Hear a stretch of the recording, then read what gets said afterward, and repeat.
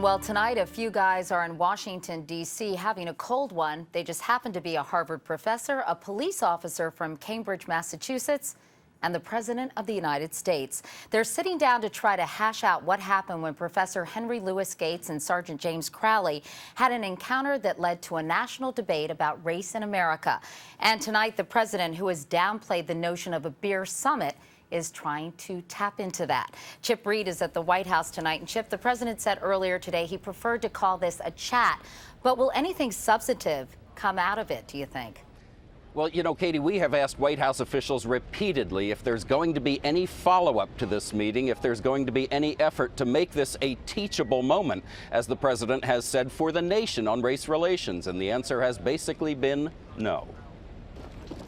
In the Rose Garden today, the three men who ignited a national firestorm over racial profiling sat down for a beer. Harvard professor Henry Louis Gates and police sergeant James Crowley, who arrested Gates in his own home, were invited by the president to talk about lowering the temperature on race. The president said he hoped to turn this controversy into a teachable moment for the nation. But today, he downplayed expectations for what has become known as the Beer Summit. This is not a summit, guys. This is three folks having a drink at the end of the day and hopefully giving people an opportunity to listen to each other. And that's really all it is. In fact, though, for the president, it's also about political damage control, a photo op the White House hopes will quell the furor created by the president's own words. The Cambridge police acted stupidly. That comment infuriated many police officers. I think the president should make an apology to all law enforcement personnel.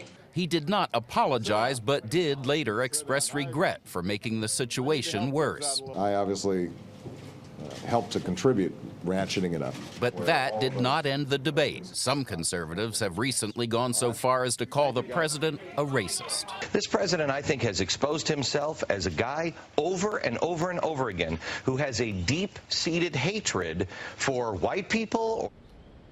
I'm sure you noticed that Vice President Biden also joined the conversation. I'm sure you also noticed that the cameras were kept at a great distance to make sure the conversation remained private. Also, the president is not expected to comment after the meeting. It's all part of the White House strategy to just try to get this issue to go away. Katie? Chip Reid at the White House tonight. Chip, thank you.